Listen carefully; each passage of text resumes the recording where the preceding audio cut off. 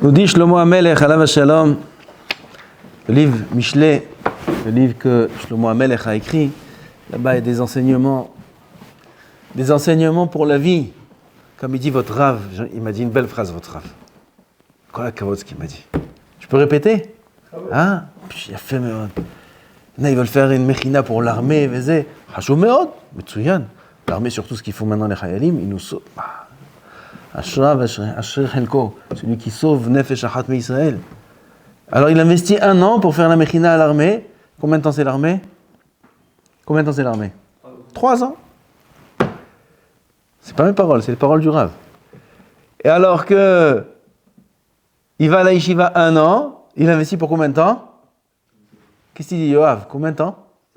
Ils savent. Toute sa vie. Alors c'est quoi le mieux? D'investir 1 an pour 3 ans ou d'investir 1 an pour la vie? C'est quoi le mieux? 1 an pour la vie, d'autant plus. Je rajoute sur les paroles du Rav.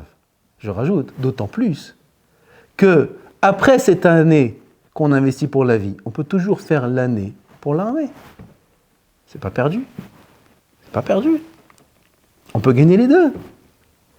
Aval si on perd Has Veshalom la Yeshiva Kedusha, aïe. C'est vrai ou pas, Shlomo Haim?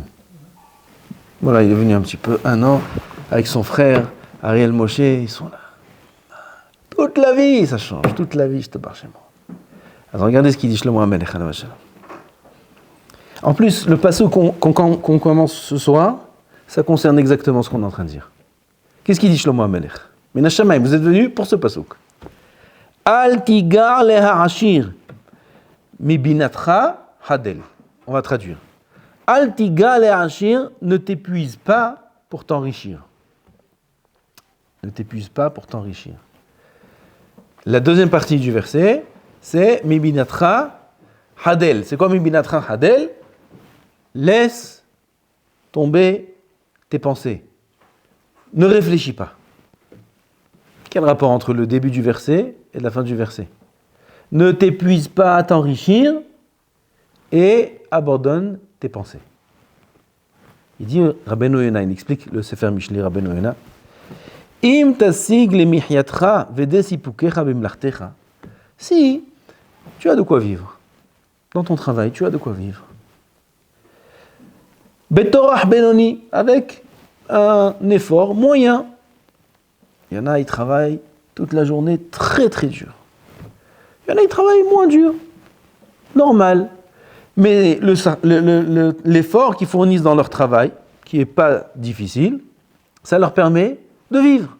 Si c'est ton cas, Al tiyaga et nafshecha ve'al ta'amol yoter midesipukecha kedesh leitrashir. Ne t'efforce pas à travailler plus pour t'enrichir. Shlomo HaMelech nous dit, ne cherche pas à devenir riche. Pourquoi? Pourquoi pas? C'est intéressant d'être riche, non? Qui ne veut pas être riche? Tout ce qu'on fait dans ce monde, c'est pour l'argent. À la fin, c'est pour l'argent. Après l'armée, c'est pour l'argent. L'armée, c'est les armes. Ok? L'armée. Hayab. Ah ben après l'armée, qu'est-ce qu'il faut? Il faut de l'argent. À l'armée, ils te donnent 300 shekels, 400. Qu'est-ce que tu veux faire avec ça? Après, il faut des sous. Qu'est-ce qu'ils font tous? Ils courent après l'argent. Toute la Terre, elle fait ça. 7 milliards de personnes, ils font tout ça. Ils courent tous après l'argent. Aval Shlomo HaMelech, il vient, et il dit, arrête. Cours pas derrière l'argent. Pourquoi? Pourquoi pas? Qu'est-ce qu'il y a? C'est pas bien l'argent? Très bien. Mais il y a une raison beaucoup plus profonde pourquoi il ne faut pas courir derrière l'argent. Mi bidnatra hadel, et ça c'est la suite du verset qui dit, abandonne tes pensées. De quoi il s'agit? Qui ena osher taloui baharitzot. Le secret est que la richesse ne dépend pas de tes efforts, de tes compétences, de tes connaissances, ni de tes diplômes. La richesse ne dépend pas de ça. Comment il dit pas Shlomo HaMelech, il dit Rabbi Nehorai. Rabbi Nehorai, c'était, selon certains, Rabbi Meir Baal Hanes. Rabbi Nehorai, il dit, là-bas dans la Mishnah, dans Kiddushin, il y a un avis qui dit il faut apprendre à son fils Umanot Nekia vekala. Tu vas enseigner un métier à ton fils, enseigne-lui un métier simple, propre. Pourquoi? Ken ha'ashirut mina umanut, ven aniyut mina umanut. La richesse ne dépend pas du métier. La pauvreté ne dépend pas du métier. Et là, de quoi ça dépend? Il faut prier, il faut être dépendant de celui qui détient la richesse de Boré Olam. Un homme, il peut faire n'importe quel métier au monde, même des métiers qui rapportent de l'argent, et être pauvre. Et on en connaît plein. Plein, on en connaît. On avait ici un élève, son grand frère, il a fait, j'ai oublié les noms des écoles de commerce, mais quelque chose qui déjà, sur 7 ans, en 5e année déjà, il est déjà pris dans une boîte qui il est payé déjà, il commence à 10 000 euros. En 5e année, ils le prennent déjà quand il finit. Ils le prennent, dans 2 ans seulement il finit. Ils le prennent dès maintenant. Il ne commence pas à travailler, mais contrat, signé, il commence à 10 000 euros, 15 000. J'avais un ami, quand j'étais à la Yeshiva, qui a fait Centrale, ça je me rappelle, c'est une grande université centrale en France. Non, vous connaissez ça? Centrale, la Centrale. Il est arrivé dans le concours là-bas parmi les premiers, et il y a une compagnie qui l'a pris, il a commencé à 20 000 euros. Il a 22 ans, 23 ans, 20 000 euros. Aujourd'hui, il gagne à peu près, peut-être, 10 milliards d'euros par jour. À peu près. C'est quoi, c'est 12. Aujourd'hui, il est avraire. Il est avraire aujourd'hui. Chaque jour où il s'assoit, il étudie la Torah, c'est un milliardaire. Milliardaire! Qu'est-ce que tu vas faire avec tout cet argent? Dans Laurent Lamazé, il y a quelque chose à faire avec l'argent? Que des problèmes. Milliardaire, il est aujourd'hui. Il a abandonné, je me rappelle quand on était à la Yeshiva, il y a Renault qui l'a recherché. Renault, parce qu'il avait développé un programme, c'était le seul, et il voulait l'acheter ce programme-là. Il était à la Yeshiva, lui. Il dit, qu'est-ce qu'il va chez moi? Moi, je ne vends rien du tout, je vais chez personne, je ne fais rien du tout à Tarzavoté. Il était avec moi, on dormait ensemble. Il s'est marié le lendemain. Moi, je me suis marié, le lendemain, c'est lui qui s'est marié. Alors, on avait un élève, son grand frère, il a fini une grande école de commerce, il commençait. Il a fini, quelques années après qu'il a fini, il était au chômage encore. Depuis qu'il a fini, jusqu'à quelques années qu'il a trouvé, jusqu'à maintenant, je ne sais pas s'il a trouvé un emploi. Au chômage. 7 ans d'études.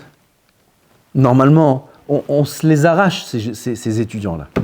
Il est au chômage. Pendant chez l'Olam. Ken, ma hashavta. En ashirut mina umanut. La richesse ne dépend pas du métier. Et à l'inverse aussi. La pauvreté ne dépend pas du métier. Un homme peut faire un métier, vendeur de falafel. Je vous ai raconté ce vendeur, à chaque fois je le raconte, ce shalom. Aïe, aïe, aïe, ce shalom falafel. Vendeur de falafel. À 8h du matin, tu veux un falafel, c'est une demi-heure de queue. 8h du matin, petit-déj. 2h l'après-midi, il est ferme. Il n'a plus besoin de travailler, c'est trop d'argent. Trop d'argent. Ils ont des affaires à Tel Aviv, des immeubles, falafel. Qui en aniyut mina umanut. La pauvreté aussi ne dépend pas du métier. C'est-à-dire, il nous dit Shlomo HaMelech, ça ne sert à rien de courir après l'argent. Ça ne sert à rien d'investir dans une chose qui est déjà définie, qui est déjà fixée, prédestinée. Combien de temps avant la naissance? 40 jours avant la conception, pas avant la naissance. 40 jours avant la conception, Arba'im Yom Lifnei Yetzirat Adam. Déjà, on lui dit exactement tout ce qu'il va gagner. Pas seulement tout ce qu'il va gagner, et là, comment il va descendre dans ce monde, comment il va être, à quoi il va ressembler, si ça va être un garçon, une fille, si ça va être... Tout est déjà fixé. Tout est fixé. Même les événements qui vont lui arriver dans sa vie. Tout est fixé avant même qu'il soit conçu. Sauf une chose. Tzaddik ou Rasha. Hadavar hazeh natun beyado. Shel Adam. Ça, c'est entre les mains de l'homme. S'il est tzaddik ou Rasha, on est les seuls à décider. Tout le reste, on ne peut rien décider. avec qui on va se marier. On croit qu'on décide avec qui on se marie. Ils sont en chidour. Chez nous, c'est en chidour, ça marche comme ça, vous savez. Ils sont en chidour. Ouais, celle-là, je sais pas, elle me plaît pas. Celle-là, ou elle dit, celui-là, il me plaît pas. Et lui, il pleure, il dit, je comprends pas pourquoi je lui ai pas plu. Pourtant, j'étais sympa, pourtant, j'ai mis du parfum. Qu'est-ce qui se passe? Pourquoi je lui ai pas plu? Pourquoi tu lui as pas plu? Parce que c'est pas ta femme. D'accord. Pourquoi elle t'a pas plu? Parce que c'est pas ta femme. Et la preuve, c'est que celle avec qui il s'est marié, elle est encore plus moche que celle de qui. Tu m'as fou. Celle d'avant, elle était mignonne, elle dit, elle m'a pas plu. Celle d'après, elle est 10 fois plus moche et il se marie avec elle. Mais qu'est-ce qu'il a celui-là? Il faut qu'il change ses lunettes. Non, ça c'est pas sa femme, ça c'est sa femme. Qui va être sa femme? C'est décidé 40 jours avant qu'on soit conçu, Birklan.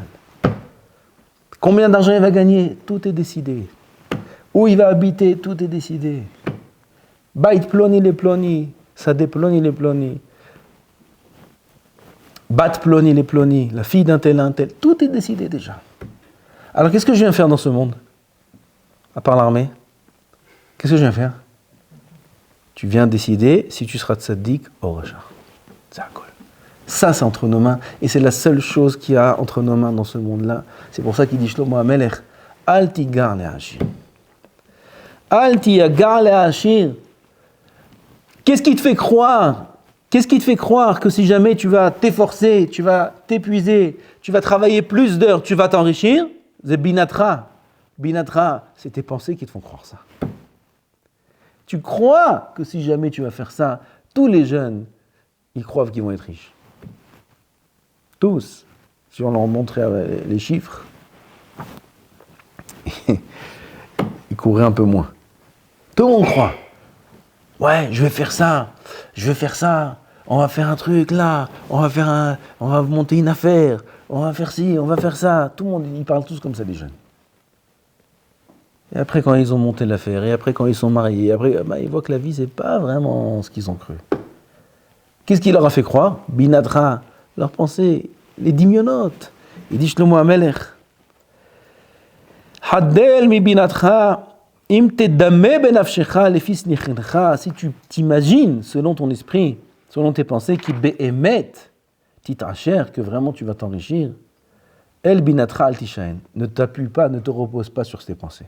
Il faut être très très très méfiant de nos idées, de nos pensées, de nos imaginations. Parce que parfois elles viennent du Yetzer Hara. Le Yetzer Hara, il vient, il nous met des idées en tête. Ouais, peut-être ça c'est mieux, et peut-être là-bas c'est préférable, et pourquoi je suis ici, et pourquoi ci, et pourquoi ça. Le Yetzer Hara, il nous met des idées en tête. Parce qu'il veut nous faire perdre notre vie dans le Olam Hazé. Comme la Gemara dit dans Masechet Nida, que l'homme, avant de venir dans ce monde-là, le Yetzer Hara, il jure qu'il le tuera, qu'il le fera fauter. Il jure, Yetzer Hara, il jure que celui-là, quand il va sortir sur terre, Alaï, je m'en occupe. Je m'occupe de lui. Et Yetzer Hara, il est sur notre tête du matin au soir. Du matin au soir, et il nous met des idées dans la tête, il nous met des pensées, et Aïkar qu'on passe sur Olam Hazé à être préoccupé de tout ce qu'on n'a pas besoin de se préoccuper. De l'argent, de tout ce qu'il y a autour. Occupe-toi de ça, c'est important, il faut que tu fasses ça, Et nous, c'est un détournement de pensée, ça. C'est un détournement de... Mais qu'est-ce que c'est ça? C'est un terroriste, celui-là. Il a détourné le vol. Il a détourné l'avion. Terroriste, celui-là. Non, je voyageais, je suis venu dans ce monde-là, j'ai décollé pour atterrir au bon endroit. Pour atterrir au Gan Eden, j'ai décollé. Pourquoi faire, j'ai décollé? Et lui, il vient, il me détourne l'avion. Il me fausse le GPS. Il me fait croire que je suis à droite, en vérité, je suis à gauche. Il dit, non, il faut que tu fasses de l'argent, il faut que tu fasses ça, puis fais attention, et ça, et les religieux, et là, et l'armée, et ça. Tout ça, c'est important. En paria. Ah ben, il ne faut pas passer à côté du but. Il ne faut pas passer à côté du but. Est-ce qu'il monte à l'esprit de l'homme qu'il y a un but sur terre d'être riche? Il dit le Messilat Yesharim, c'est impossible de penser que dans ce monde, on peut être heureux. C'est impossible. Il dit Yemeh shenotanu bahem shiv'im shana. Combien un homme il vit sur terre? 70 ans. Im bigvurot shmonim shana. Verobam, la majorité des jours de l'homme, amal va'aven. Que peine, que vanité. Regarde la vie. Regarde la vie d'un homme. Peu importe religieux, pas religieux. Peu importe Torah, pas Torah. Regarde la vie de l'homme. Elle est remplie d'épreuves. Elle est remplie d'objets, de mircholim, de difficultés. Dès qu'un homme il se marie, alors avec sa femme il y a des difficultés. Même quand avant de se marier, à la maison, quand un homme il est jeune, même un jeune homme, des difficultés, et il se marie, et quand il a des enfants, et la parnassa, et la santé, et après qu'il a une situation, il a 60 ans, il commence à avoir un peu mal au dos, là, docteur, laisse-le profiter maintenant, 60 ans, il a la retraite. Toute sa vie, il a travaillé pour 60 ans, pour arriver à la retraite. Donne-le un peu de menouha. Ah, mal au dos, mal au truc, il y a un problème là, problème médical, oulala, analyse, urgence, analyse, ils ont trouvé quelque chose. Ah non, tout va bien. Ah, presque il a une crise cardiaque, il est mort d'autres choses. Et après on lui dit, ah, on a trouvé quelque chose là, vous avez derrière l'oreille, vous avez un truc là-bas, analyse. Ah, il court, prise de sang. Ah, vous savez, prise de sang, il n'était pas super. Ah bon, encore, musquin, il n'est pas mort encore. Il n'est pas mort, ils l'ont tué. 60 ans, il est déjà mort. C'est sa retraite, laisse-moi. Toute sa vie. Robam amal va'aven. Toute la vie de l'homme, elle est pleine. Elle est pleine. La majorité, Robam, c'est Rov. Rov amal va'aven. Il dit le Messilat Yesharim. Et même si tu trouves, et hadmini elef, 1 sur 1000, qui a une vie tranquille, tout va bien. 1 sur 1000, je ne sais pas, c'est peut-être à leur époque. Là, aujourd'hui, même 1 sur 1 million, je ne sais pas, ça existe. Tout va bien. Toute la vie va bien. Tout va bien. Sa femme, un malach. Ses enfants, des petits malachim. Petits malachim. Ils sont gentils. L'école, ils sont incarnés. Un tableau d'honneur. Kol beseder, des petits malachim. Oui, papa. Oui, maman. 1 sur 1 million, je ne sais même pas. L'argent, le compte, ça déborde. Ils achètent ça, ils vont en vacances tous les week-ends. La santé, Baruch Hashem. Tout va bien. Même si tu trouves un comme ça, il dit le Messilat Yesharim, combien de temps 70 ans. Et après quoi? Et tout ce qu'il a investi, et tout ce qu'il a gagné, et tout ce qu'il a fait, il prend quelque chose? Même le talit avec lequel on l'enterre, on lui enlève avant l'enterrement. On met un talit, il est dans un talit le corps. On le met dans la terre, mais il a le talit, on ne lui laisse pas le talit. Le talit. Même le talit qu'avec lequel on l'enterre, on ne lui laisse pas. Rien, il part sans rien. Alors c'est possible, il dit Messilat Yesharim, que le but de la vie dans ce monde, ce soit ce monde. C'est possible. C'est possible que pour ça, Kadosh Baruch Hu, il a donné la Torah Behar Sinaï. C'est possible qu'il nous a donné, il nous a considérés comme des malachim. C'est possible qu'il y a des niveaux en Torah tellement hauts, il y a des choses, des chokhmot tellement grandes à apprendre dans la Torah Kedosha, pour qu'on vive ici 70 ans pour mourir après. C'est possible une chose pareille. C'est impensable. C'est pas possible. C'est vadaï que le but c'est après. C'est clair. Boré Olam Ishtabar Shevolad. Il fait des nissim, beniflaot, des hassadim, sans fin. Pourquoi? Pour qu'on vive dans l'or lamazé, c'est alcool. Tout est fixé dans ce monde. Si ce n'est que tout ce or lamazé, c'est un prose d'or, comme Hazali nous disent, et Tanaïm dans Pirkei Avot, dans plein d'endroits. Ce monde-là, il ressemble à un prose d'or, bifnei or lamaba. Ce monde-là, c'est qu'un prose d'or. Prose d'or, c'est une salle d'attente. C'est là-bas quand on rentre dans un grand château. Il y a la salle où on rentre, la salle d'accueil, on va l'appeler, le lobby. La salle d'accueil. Il y a le lobby, aujourd'hui on appelle ça le lobby. Ce monde, tout le monde, toute la terre, toute la vie, c'est le lobby.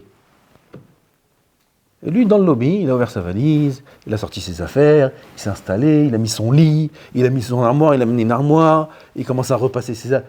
Qu'est-ce que tu fais? Je m'installe. Mais c'est pas la chambre.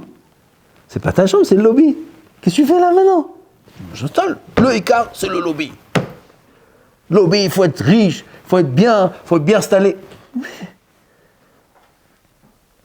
Le Hafetz Chaim, c'est lui qui dit ce machal. Il dit ça pas sur le lobby, il dit ça sur la station du train. Ils sont tous en train d'attendre sur le quai, le train, et lui, il a sa valise, il ouvre sa valise, il a une petite chaise pliante, il ouvre la chaise, il a une petite table pliante, il ouvre la table, il commence à sortir le repas, il commence à ranger ses affaires, à plier ses affaires sur le quai. Putain, tout le monde lui dit, t'es mchouga, maïchlecha. Si déjà on attend dans de bonnes conditions, qu'est-ce qu'il y a? Il est fou celui-là. Ce monde-là, c'est le quai. Le train, il arrive. Ashrav, Ashremi, Sheba, Lekan, Talmudo, Biyador. Ils disent Hazal, Ashremi, Sheba, Lekan, heureux l'homme qui arrive dans l'Ornamaba avec le Talmud dans sa main, avec la Torah dans sa main, avec la Kedusha, avec les mitzvot qu'il a investis dans ce monde-là. Ça, c'est notre vie. Ça, c'est la vie d'Am Israël. À part ça, il n'y a rien. Il y a les moyens qu'il faut pour passer ce prose d'or dans le lobby. On n'a pas dit dans le lobby, il faut dormir par terre. Ah si, tu sens un beau fauteuil. Il y a des beaux fauteuils dans le lobby, non? Des beaux fauteuils, canapés, des belles tables. Mais c'est pas à moi ce fauteuil, c'est pas à moi cette table. Il n'y a rien à moi. J'utilise, je suis de passage. Comme ça, on doit vivre dans ce monde. Ah si, tu sens un beau fauteuil, il n'y a rien. D'autant plus que quelqu'un qui étudie la Torah, celui qui étudie la Torah, il est mevorach dans la mazé. Contrairement à ce qu'on peut croire. Un avraire, c'est quoi un avraire? Combien il gagne un avraire? Comment je vais vivre? Comment je vais être avraire? Comment je vais faire ça? La bracha, allez faire les sondages, allez sonder le terrain. La bracha, elle est chez ceux qui étudient la Torah, la bracha. Ceux qui étudient la Torah, ils ont la grande bracha, parce que leur argent, il est mévorar. Il n'y a pas besoin de gagner beaucoup d'argent pour avoir la bracha. Même si on gagne un petit peu d'argent, on peut avoir beaucoup de bracha, on peut faire beaucoup de choses avec peu d'argent. Il y en a avec beaucoup, ils font rien. Là, j'ai quelqu'un qui m'a dit, c'est que 6 derniers mois, il a gagné 700 000 shekels. C'est bien, il est pas mal, il est un jeune mari. C'est bien 700 000 shekels, 6 mois? Je t'aime. Il a fait merde, ça fait combien par mois? Plus de 100 000 shekels par mois. Il a gagné 700 000.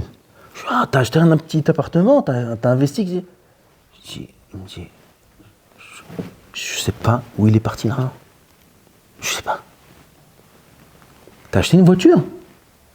Une petite, à 10 000. 10 000. Je sais pas où il est parti l'argent. Je sais.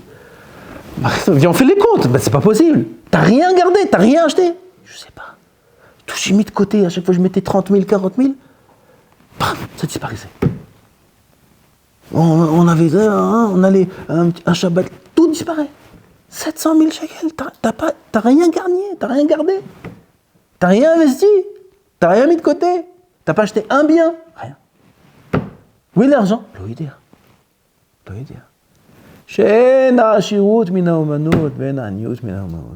Tout dépend de Boré en l'âme qui met la bracha dans ce qu'on fait. Et t'as des avrichim, 3 000, 4 000 shekels par mois. Pas euros, shekels.